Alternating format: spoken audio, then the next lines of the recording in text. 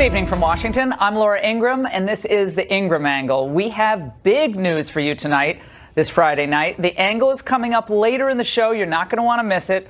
And then Brexit champion Nigel Farage is going to tell us how to keep this populist conservative movement going strong, especially amidst all the pushback from the left.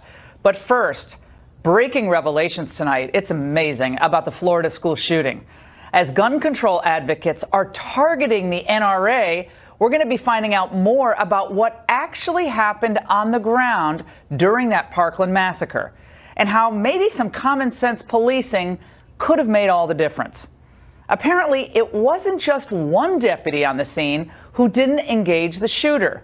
According to a new report, there were 4 total sheriff's deputies on the scene who did not enter the building during the shooting. Police say it's too early to make definitive conclusions. But yesterday, the Broward County Sheriff Scott Israel said just one person, it was Scott Peterson, who stayed outside instead of trying to stop the suspect. A union rep says that Peterson, who has since resigned, believes he did a good job. Now let's get to the bottom of all of this with Jeff Bell. He's the president of Broward Sheriff's Office Deputies Association, who is also a sheriff's deputy himself. It's good to see you, sir. Thank you so much for joining us tonight. These new reports that came out, absolutely, the new reports that came out now have a total of 4 sheriff's deputies who did not enter that school building as the shooting was taking place. What do you know about this tonight? I've heard rumors about that report myself, but I have nothing to substantiate that any of those claims are factual at this time. Well, Scott Peterson, let's start with him because he has resigned.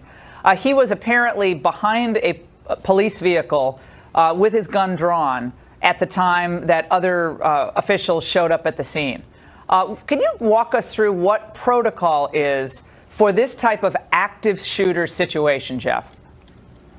Well, for the active shooter, Deputy Peterson being the first officer on scene, he did what he was trained to do at the beginning, for the first minute, responded directly to the area where shots were being fired, called out the location, called in other support units that were arriving for backup. But at that point, he stopped there of what he needed to do. As law enforcement officials, we know that every day when we go to work that there's a chance that we may not come home to our family members. And we accept that responsibility. And when we hear an active shooter, I don't care if it's within a school, a mall, a house, or an office building, when you are the first person there on scene, every second that you delay going into that building and every single gunfire that you hear from inside that building, that means that there's another innocent life being lost. And it's unacceptable not to go inside that building. We know that risk when we put the uniform on every single day, and we have to live up to that oath that we take. Now, do you know Officer Peterson? No, I do not. I've only had one conversation with him.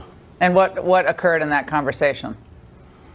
Just to brief him what was about to transpire within the next hour in terms of the administrative moves that were going to happen in terms of being suspended without pay, and an internal affairs investigation would start.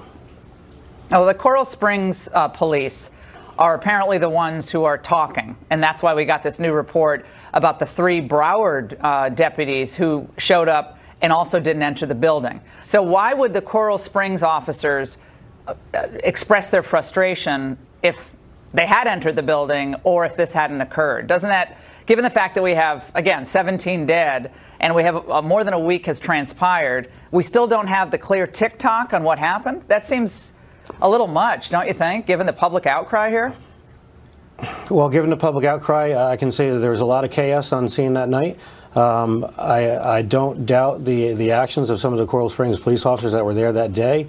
However, I don't know enough information to comment if those were the first officers on scene or if those officers that went into the building first from Coral Springs, they came out and then they saw additional deputies. So I don't have enough information to comment at that at this time. Sheriff Israel basically echoed what you said about how this guy Peterson should have engaged the shooter. You're there, shots are ringing out, you don't stand outside, you go in.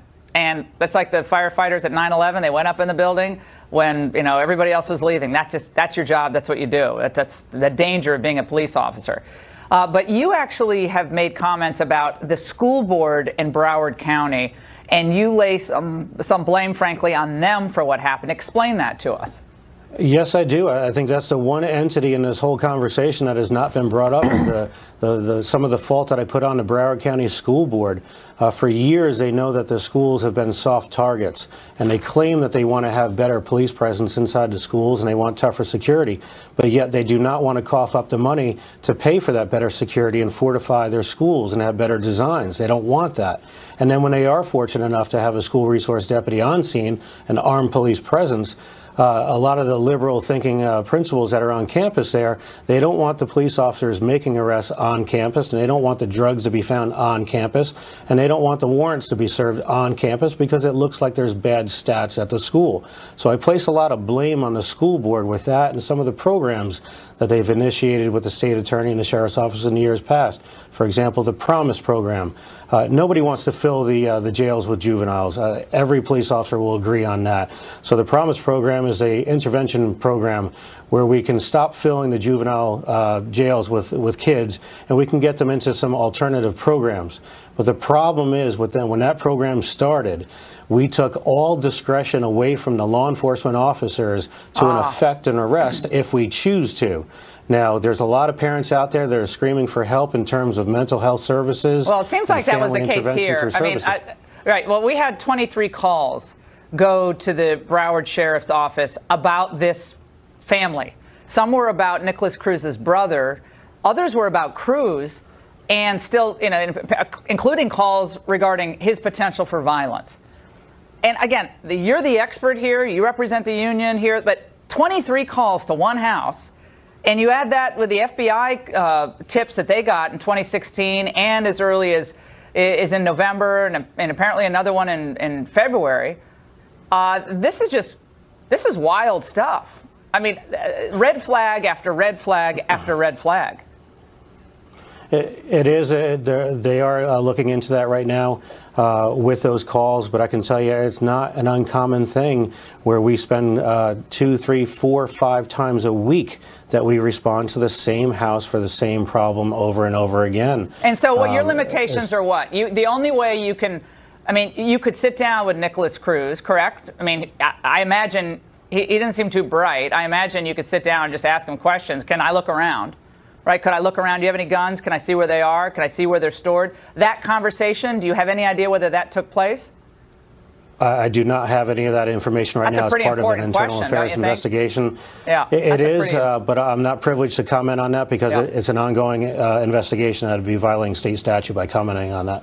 The NRA demonization that's going on right now is unlike anything I've ever seen. I mean, they're trying to basically take them off television, kill off all the businesses that, take their ads and so forth, give discounts to NRA members.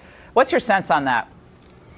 I firmly believe this is not a gun issue. I've said this from day one, and I'll hold that belief until the day I die. It's not the gun that's the problem. It's the person behind the gun that is the problem. And the problem that we face here today is not going to be a simple fix.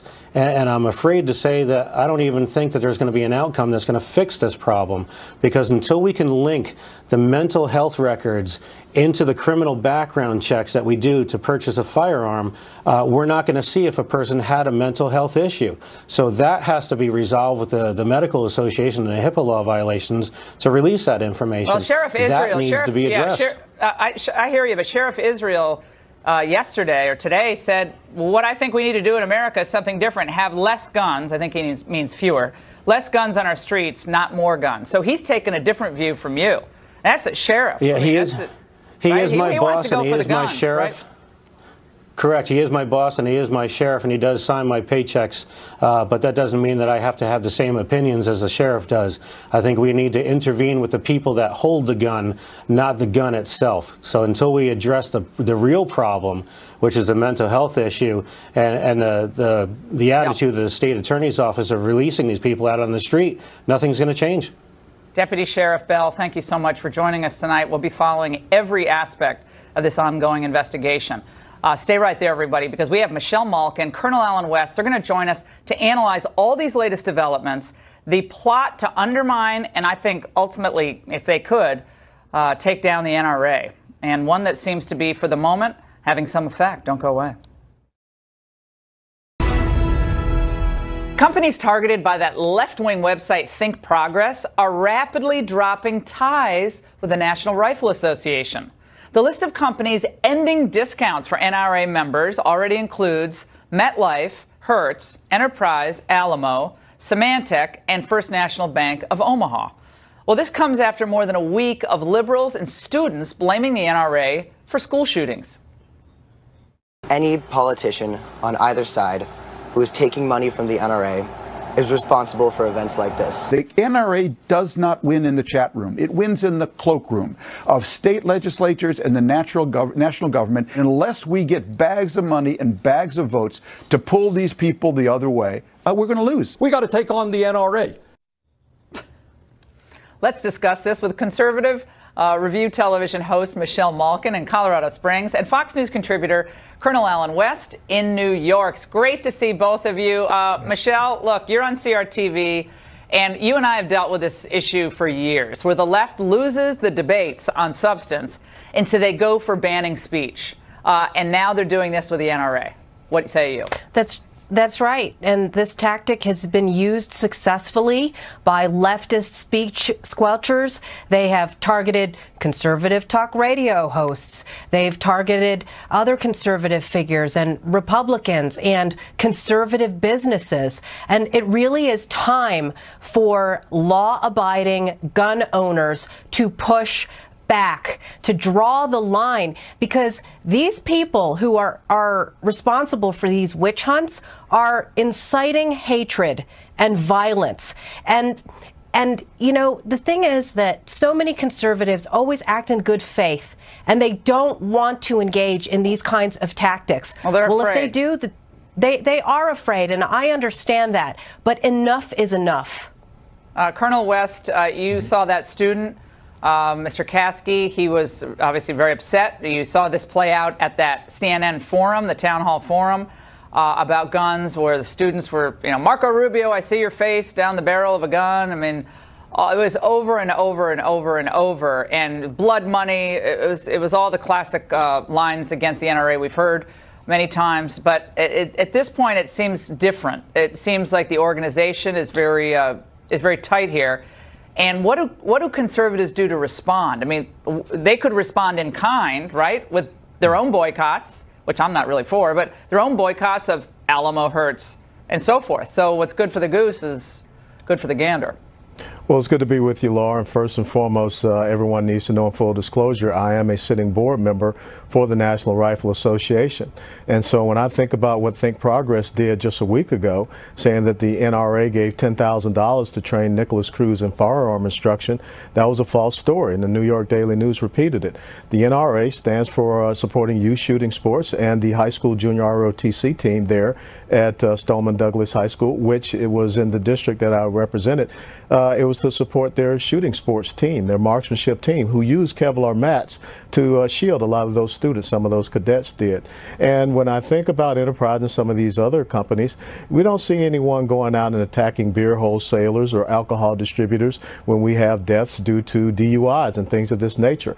And to that student that assaulted, verbally assaulted Senator Marco Rubio, what about Planned Parenthood, the $568.7 million that they get as an abortion provider, and that's blood money.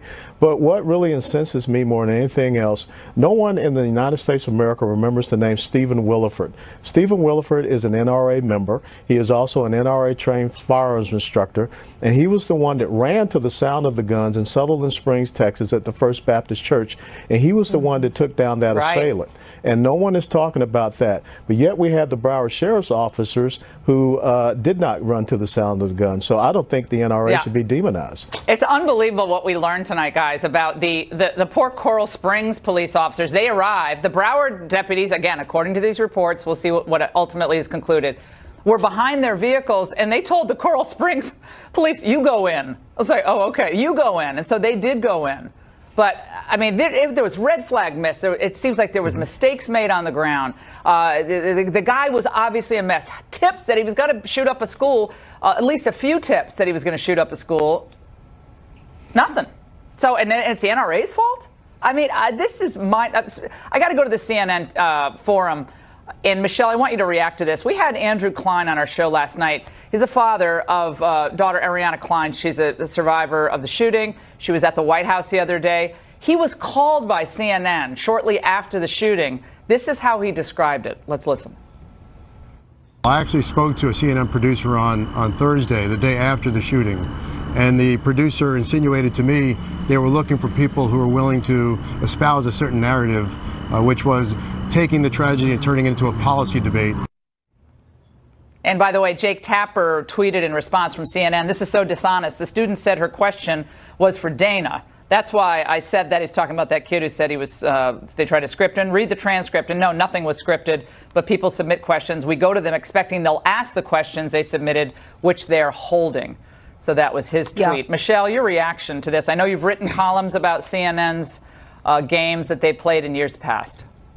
I have, and I've been a longtime chronicler of how CNN has used these so-called citizen town halls to forge Democratic talking points. And these are not journalistic exercises. These are partisan political ones. In the past, they have tried to pass off as quote unquote undecided voters, people who were working for various Democratic political campaigns or Democratic office holders. It is no surprise. And I think it's interesting because on the one hand, the left is always saying, believe the children, listen to the children. But when certain children and their parents are telling the truth about the manipulation of this fake news, all of a sudden they are subject to this kind of criticism from the likes of Jake Tapper, who really is a disgrace. He abdicated his journalistic responsibility, and now we are finding out more and more. What did this Sheriff Israel know when he was sitting on the stage mauling Marco Rubio and Dana Lash like lions in the den? And, you know, it is the collusion, I believe, between the social justice administrators of that school district who adopted radical liberal alternative conflict resolution policies, all for the cause of political correctness, and eradicating the fact that there were percentages of minority students. So rather than adjudicate anyone, they adjudicated no one. And that's how Nicholas Cruz got away with it. All right, guys, the Manafort Gates, we had Rick Gates plead guilty today. The Mueller investigation, there's big pressure going to be put on Manafort, Paul Manafort, to also plead guilty. Squeeze is on. Colonel West, we got about 20 seconds. Your reaction to that? Well, first of all, I want to say that Sheriff Scott Israel should step down. There's no way that he did not know what happened reviewing that surveillance video last week, Wednesday. Now, get into the Manafort Gates issue. This is Robert Mueller acting way outside the boundaries and the scope. The only collusion has been with Christopher Steele, Fusion GPS, the Hillary Clinton campaign, and DNC. That's where he should be looking. All right, guys, great panel as always. And up next in the angle, I'm going to describe how a group of unelected judges actually could pose one of the biggest obstacles to enacting the Trump agenda. You're not going to want to miss a minute. And Brexit hero Nigel Farage is with us. Always great advice on how to keep the momentum of the Trump agenda going, the populist movement here and across the globe. Don't go away.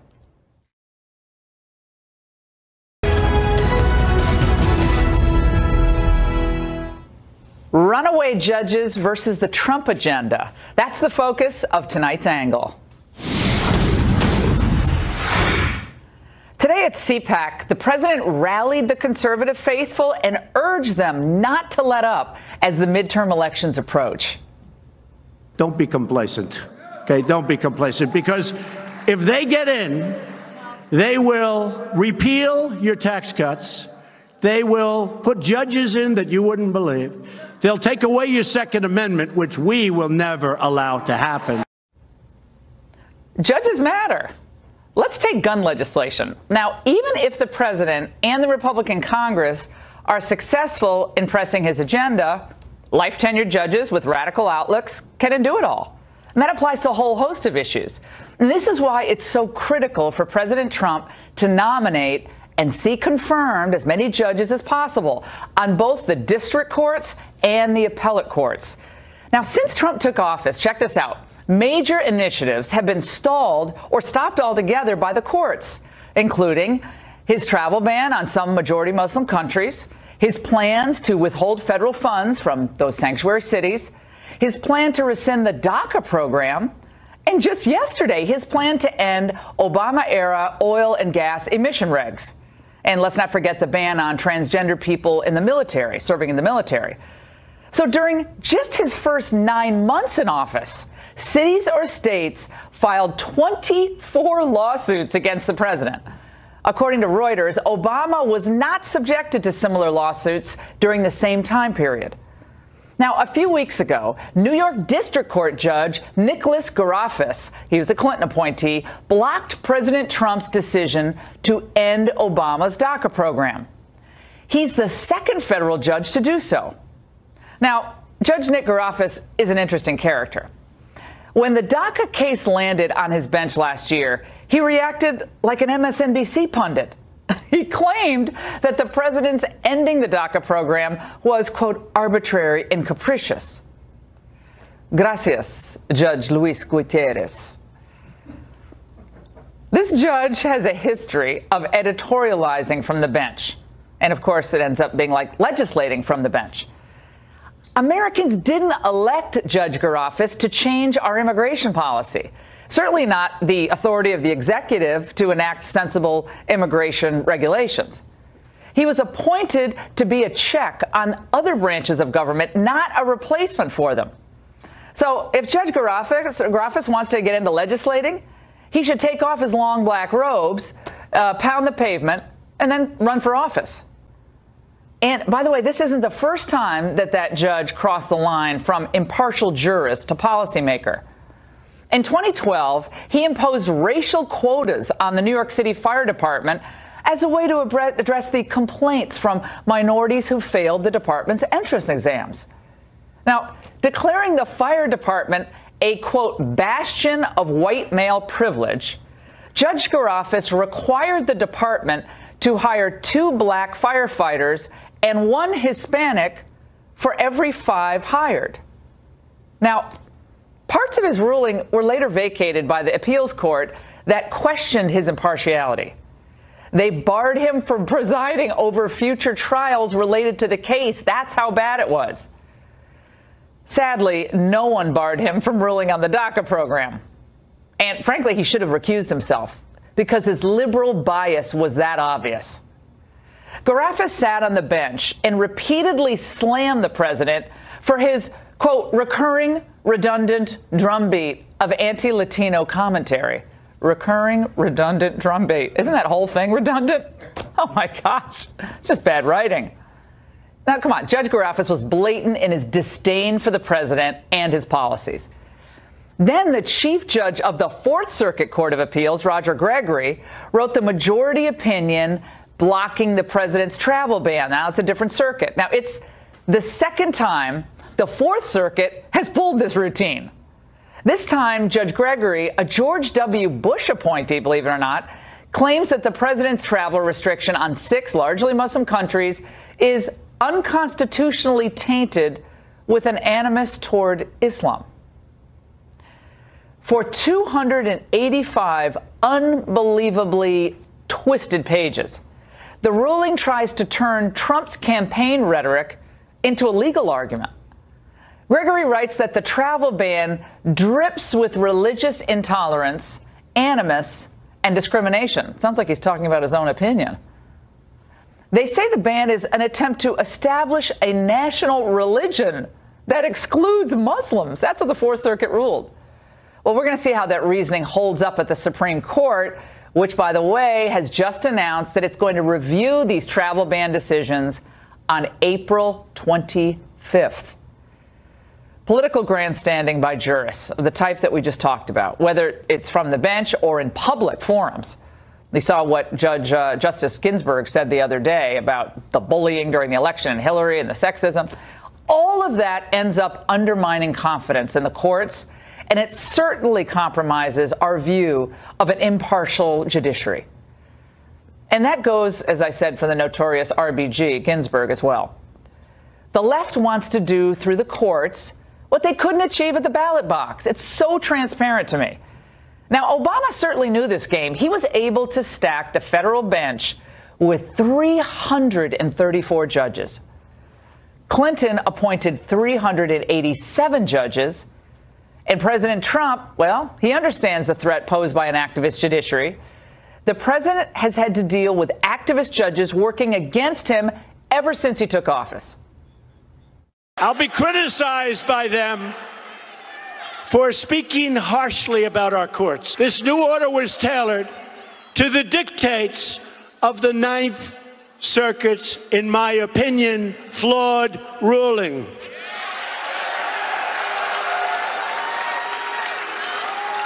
This is, in the opinion of many, an unprecedented judicial overreach. Now, there are currently 147 vacancies on the federal courts, 122 in the district courts, and 17 at that important appellate level. Senate Majority Leader Mitch McConnell did a fantastic job in 2017 getting Trump nominees confirmed, a record 12 appeals court judges. Now, Obama only got 3 in his first year, so that's really good. Nevertheless, a lot of work remains to be done. The only way to counter the excesses of life-tenured judges like Garofis is for Trump to fill the bench with his own jurists, men and women who stay within their constitutional boundaries. Meanwhile, we'll continue on this show to expose the arbitrary and capricious rulings of judges who frustrate the public will and exceed their Article III authority. And that's The Angle. Joining us now for a reaction just outside of the Washington, D.C. is he's at CPAC, Nigel Farage, Fox News contributor and former UK Independence Party leader. All right, Nigel, you're there at CPAC with all those activists. And the president talked about the judges today in his speech and how if we don't keep this momentum going, you know, we won't get judges on the courts and a lot of his agenda could be undone. What was your sense from the president's speech? Well, of course, it's all about the midterms, isn't it, really? I mean, he's achieved amazing things. He said today that he kept more promises that he'd actually made during the election campaign, which was a great line. But he's doing his stuff. He got tax reform through just before Christmas. Very, very important. But he needs to make sure that he keeps majorities in both of those houses in the midterms. So how does he keep the Trump revolution rolling? Well, I'll tell you something. I shared a platform with him in Mississippi back in the presidential campaign. He went around the country speaking to big audiences. He's a wonderful motivator. But what I saw today was a president in a different gear. A president who was using humor. A president who was light. A president who even told a joke against himself about his own bald patch. And I think if Trump goes around the country in the run-up to these midterms and performs anything like he did today at CPAC, he will keep this momentum going, and that'll lead through to everything he needs to do. Yeah, Nigel, you and I ran into each other this morning, and you were nice enough to agree to come on the show tonight, which is so awesome. But it was right before the president spoke. I spoke at around 9 o'clock. And what I was trying to do, and I know you said this as well, you had such a great speech, that we need to be happy warriors. I mean, we're winning on all these big issues. The left is resistant. This whole dour, conservative, you know, hangdog kind of approach, it's tedious. Nobody wants to be on that ride. Look, career politicians are as dull as ditch water. Why? They're always being safe. They don't want to take a risk. All they care about is getting re-elected. They're not doing this out of passion, belief in country, patriotism, caring about ordinary people. They are dull. They are humorless. They are without any real personality. And what sparkled today from the president was him being him. And I was very, very privileged, Laura, to meet you this morning, but I was also very privileged to meet the president just after he came off stage, and I saw a man there, you know, absolutely at the top of his game. I get the feeling that this president is now really enjoying what he's doing.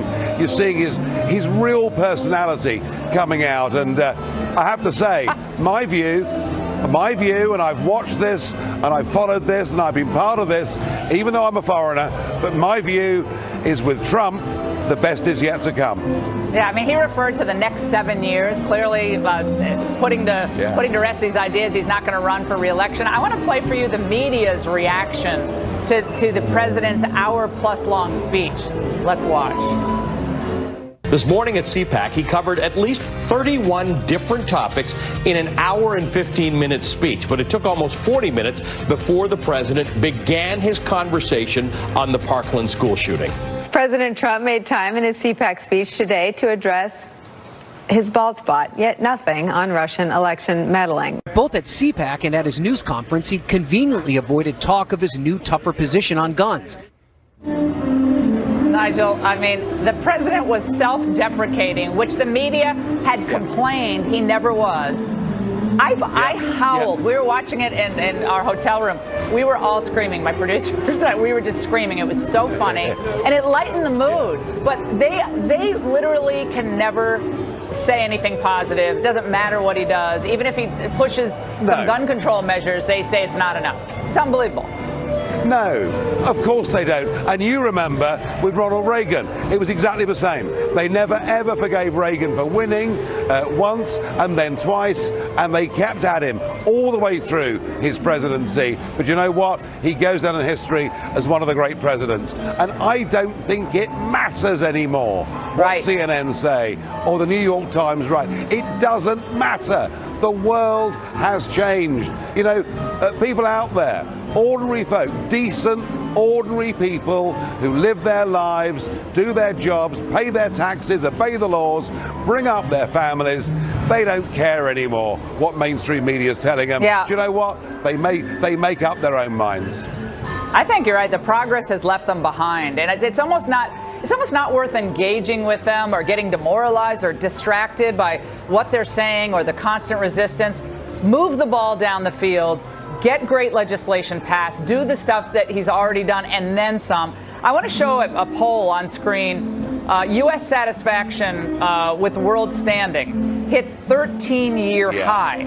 45% positive rating. 2017, it was 32%. 2005, it was 48%. That's the Gallup poll. So, Nigel, my question to you is, how are we being viewed, do you sense, internationally? Americans are happy with how they think we're being viewed by the rest of the world under Trump. At least it's gone up. It's still not a majority. But that's good news considering where they predicted he was going to take us. Well, let's be fair. Obama was a disaster. America's standing in the world went down considerably during the 8-year period. And everyone said that Trump on the world stage would be an embarrassment. He'd be a dummy. He wouldn't know how to behave. And you know what? Right from that Riyadh speech, his first speech, through to Davos, where he delivered the line, you know, America first, but America not alone, did it beautifully, and people understood it all the way through. He has behaved on the international stage with huge dignity, with great confidence. In fact, when he was in Beijing walking around, I thought he was about to put a bid in to buy the place. You know, that would be nice. Yeah, we need that to happen. We don't even have time to get into the China thing, but he's finally, he's actually the first president to address the China threat in a substantive way on trade, and not afraid to say so, Nigel, which is fantastic. Nigel, thank you so much for joining us. We got to roll, but have a great time. It was great to see you today, and fantastic speech. And by the way, a lot of you watching have asked this question of yourselves. Could you be fired from your job for merely expressing your political views? Well, up next, we're going to talk to someone who worked for one of the top tech companies in the world here in the United States, and he says that happened to him. Don't go anyway. I'll never San Francisco attorney and my friend Harmeet Dillon recently decided to represent a man who said he was unlawfully fired by Google for expressing his conservative views. Former Google software engineer James Damore was fired in August after he wrote a memo criticizing the company's diversity requirements. And he also suggested biology might account for the dearth of women in the tech industry. They both join us now to discuss the latest with the case. Great to see both of you. James, great to see you, man. Thanks for being here. So, Harmeet, what happened? I know you took the case to the NLRB, the National Labor Relations Board, which a lot of people watching going, oh, what's that? But you took the case there. What happened? So James filed a case with the NLRB the day he was fired. So that happened before he got counsel. And the National Labor Relations Act, which is implemented by the board, protects the rights of workers to discuss their working conditions. And so the memo that James wrote falls into that category of discussing some of the illegal quotas and other practices that they do at Google that he complained about. And so you were saying that's protected under the NLRB, correct? Which seems like that kind of makes sense. Okay, right. Go on. And so we also got geared up to file a lawsuit that would cover employment claims under California law. So the National Labor Relations Board has a number of regional offices, and the regional office that governs our region decided that James had a case, and so good. Okay, good to news. Move forward with the case.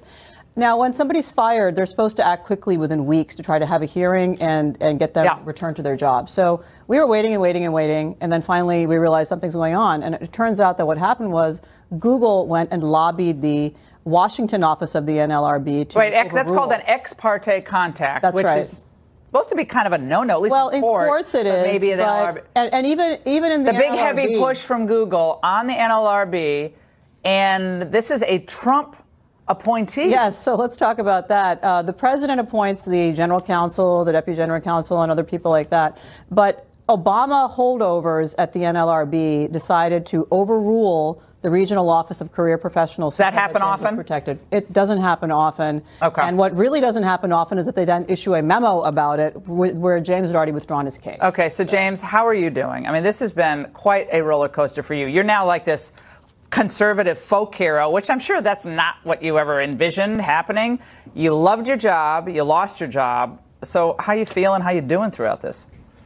Yeah, it's a little exhausting, to be honest. And you were a code writer? Were you okay? So I imagine you could get hired by someone else at this point, right? Are you working for someone else? I'm still looking. Are you still looking? Yeah. This hurt him. Well, what happened was, the thing is, in Silicon Valley, you have to understand, Google is the 800-pound gorilla, and so people are afraid of irritating Google. I mean, I'm using a euphemism here. Right. But smaller companies don't want to hire somebody because they want to get acquired by Google. I mean, we were here at CPAC this weekend. Google is a sponsor. Google is ubiquitous, so it is a real problem. But so what's next with your case? Because the NLRB, that's not going anywhere. So you're back in court. Yeah. So Laura, we withdrew the NLRB charge when we realized they were just going to sit on it and not, take it seriously. So we then have filed a lawsuit in state court, which is a class action on behalf of James and a number of other workers at the company. We're waiting for our first day in court, which will be in May. Now, what does this say to other people in the workplace? Whether you're a conservative working in a more liberal place, or whether you're a liberal working in a more conservative environment, which are not that many. If they're big corporations, they're all pretty, So Laura, you and I went to law school together, and in court you have a supposedly neutral judge. You've talked about that a little bit on your show today. But a judge hears both sides, and then there's some evidence taken, and then there's a decision based on that. In agencies, which is a lot of what we have going on here in the swamp in D.C., a lot of faceless bureaucrats make very critical decisions about the future of companies and policies. And so what Google employees may not know is that Google has an army of lawyers who are actively lobbying the National Labor Relations Board to cut back rights for workers, not just in James's case, but in cases involving them discussing their working conditions with each other. Okay, that's a big deal. I've not heard that before. And Google's big, but you still have to follow the law. And by the way, we're out of time, but a survey of Silicon Valley employees finds that if you're very conservative, 89% of you say you're hesitant of being yourself at work. Conservatives, 74% of conservatives in Silicon Valley say they're hesitant to be themselves at work. Liberals, 36%, they're pretty fine, very liberal. Only 30% feel hesitant about being themselves.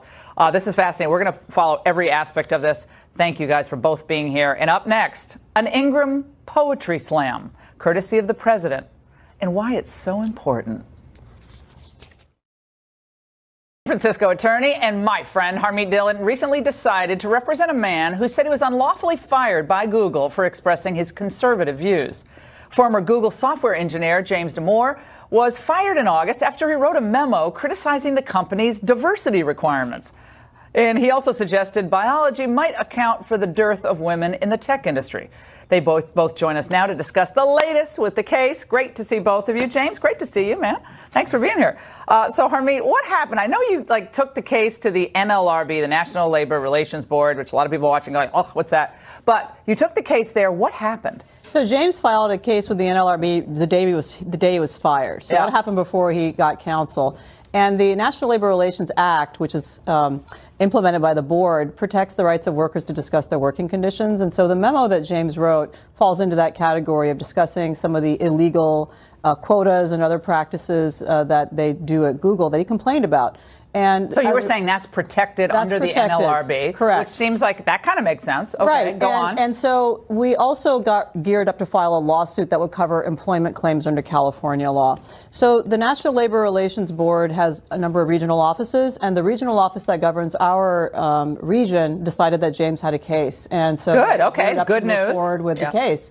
Now, when somebody's fired, they're supposed to act quickly within weeks to try to have a hearing and get them returned to their job. So we were waiting and waiting and waiting, and then finally we realized something's going on. And it turns out that what happened was Google went and lobbied the Washington office of the NLRB to that's called an ex parte contact, That's which right. is supposed to be kind of a no-no, at least in courts it is. Maybe the NLRB. And even in the big NLRB, heavy push from Google on the NLRB, and this is a Trump appointee. Yes, so let's talk about that. The president appoints the general counsel, the deputy general counsel, and other people like that. But Obama holdovers at the NLRB decided to overrule the regional office of career professionals. Does that happen often? Protected. It doesn't happen often. Okay. And what really doesn't happen often is that they then issue a memo about it where James had already withdrawn his case. Okay, so James, how are you doing? I mean, this has been quite a roller coaster for you. You're now like this conservative folk hero, which I'm sure that's not what you ever envisioned happening. You loved your job, you lost your job. So how you feeling? How you doing throughout this?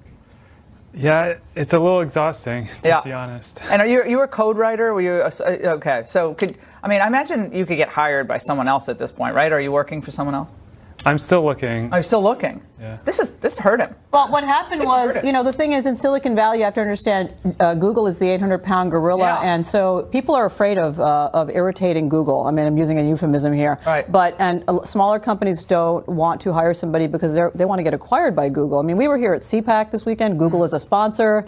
Google is ubiquitous, so it is a real problem. But so what's next with your case? Because the NLRB, that's not going anywhere. So you're back in court. Yeah. So Laura, we withdrew the NLRB charge when we realized they were just going to sit on it and not, take it seriously. So we then have filed a lawsuit in state court, which is a class action on behalf of James and a number of other workers at the company. We're waiting for our first day in court, which will be in May. Now, what does this say to other people in the workplace? Whether you're a conservative working in a more liberal place, or whether you're a liberal working in a more conservative environment, which are not that many. If they're big corporations, they're all pretty, So Laura, you and I went to law school together, and in court you have a supposedly neutral judge. You've talked about that a little bit on your show today. But a judge hears both sides, and then there's some evidence taken, and then there's a decision based on that. In agencies, which is a lot of what we have going on here in the swamp in D.C., a lot of faceless bureaucrats make very critical decisions about the future of companies and policies. And so what Google employees may not know is that Google has an army of lawyers who are actively lobbying the National Labor Relations Board to cut back rights for workers, not just in James's case, but in cases involving them discussing their working conditions with each other. Okay, that's a big deal. I've not heard that before. And Google's big, but you still have to follow the law. And by the way, we're out of time, but a survey of Silicon Valley employees finds that if you're very conservative, 89% of you say you're hesitant of being yourself at work. Conservatives, 74% of conservatives in Silicon Valley say they're hesitant to be themselves at work. Liberals, 36%, they're pretty fine, very liberal. Only 30% feel hesitant about being themselves. This is fascinating. We're going to follow every aspect of this. Thank you guys for both being here. And up next, an Ingraham Poetry Slam, courtesy of the president, and why it's so important.